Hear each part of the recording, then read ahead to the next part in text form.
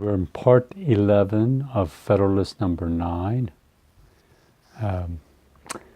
I will continue. There are only 2 more paragraphs left, so this is the paragraph that starts with the definition of a Confederate Republic seems simply to be an assemblage of societies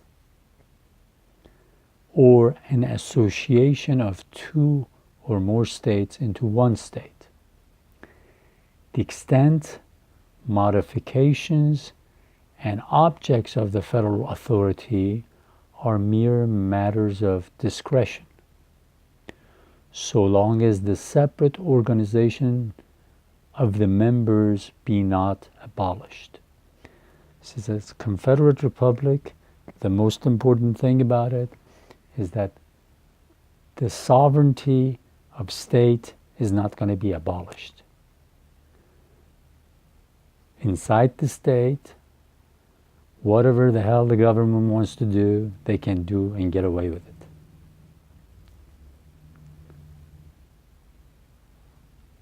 When states say that they want to confederate rather than federate or be a part of a federal union, is that they want to have absolute power about everything that goes inside their state. It's almost like 400 years ago. So you will see that we have not improved much. We've improved a little bit, but not much since 400 years ago, since the Westphalian system was set up. That kings decided 400 years ago, after a vicious religious war, they decided, okay, inside our borders we'll do whatever we like, you won't have anything to say, and inside your border you do whatever you like, and we won't have anything to say. Well, yes, based on that you can form a Confederate Republic, a Confederate system, but our situation has changed. Okay, I'll tell you a little bit after I finish this paragraph, and I'll tell you again what our problem today is. So long as the separate organization of the members be not abolished, so long as it exists by constitutional necessity for local purposes, though it should be in perfect subordination to the general authority of the Union, it would still be in fact and in theory an association of states or confederacy. So it's almost like it's an association. It's almost like there are treaties between these states, but they'll keep absolute sovereignty, and anytime the central government wants something from them, it has to go just to the state governments. Cannot say anything to the people. And Hamilton, Publius, Madison, John Jay gradually are going to talk about this new Constitution and what it has offered, something new it has offered, that we're going to get rid of the old system that we had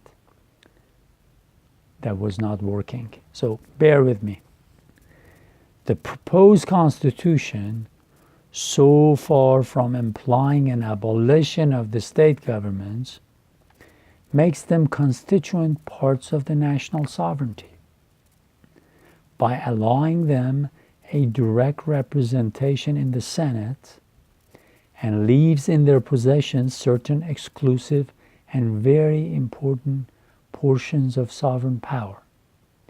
This fully corresponds, in every rational import of the terms, with the idea of federal government.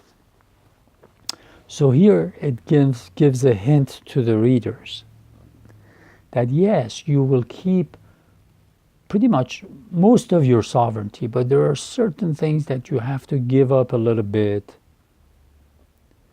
to the central government for this thing to work. And this becomes a federal, because under the Constitution of the United States, they say they give the police powers to the states.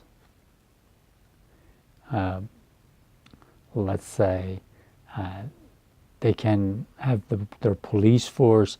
When they set the police powers back then, because for over 100 years there was no police as we know it now in the United States. If you see the old movies, you will see sheriffs and things like that, federal marshals, but you don't see any police. But it's the power that is given to the states to regulate the ethical behavior. I'm simplifying it, but the ethical behavior of its members. Okay? So there's certain things that they feel like it's not decent. So they will promote things that would be good for decency, for public benefit, all those stuff.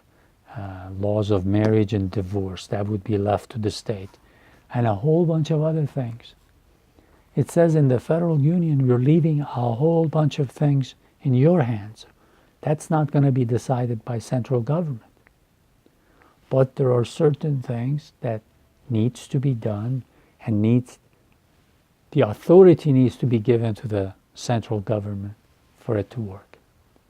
So here gradually it gets the readers acquainted with some of the major themes of this Constitution, of this new Constitution.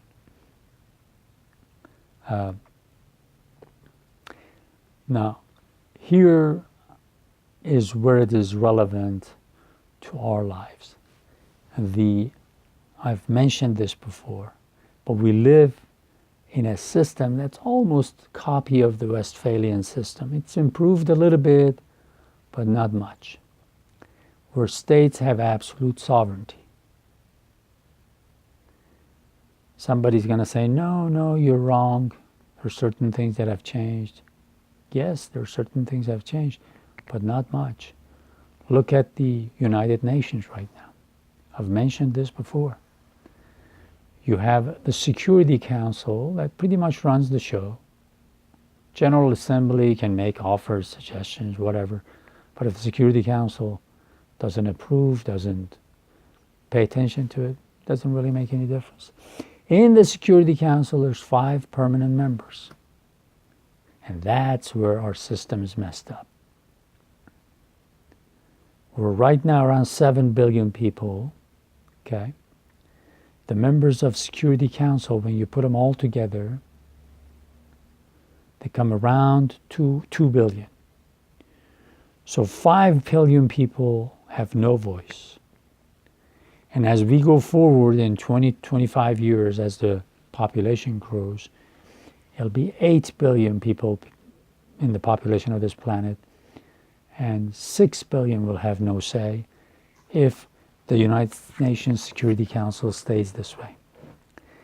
It is crazy that a country like India with 1.3 billion people, that's 1,325 million people, does not have a voice in as a permanent member of Security Council, and England, Britain does.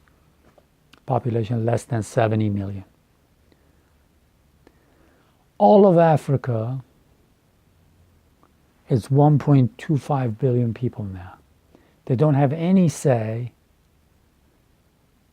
in the Security Council, at least in the permanent, compared to the 5 permanent members. And France, with a population of less than 70 million, does. Central America, South America, all of Latin America, 630 million people, something like that.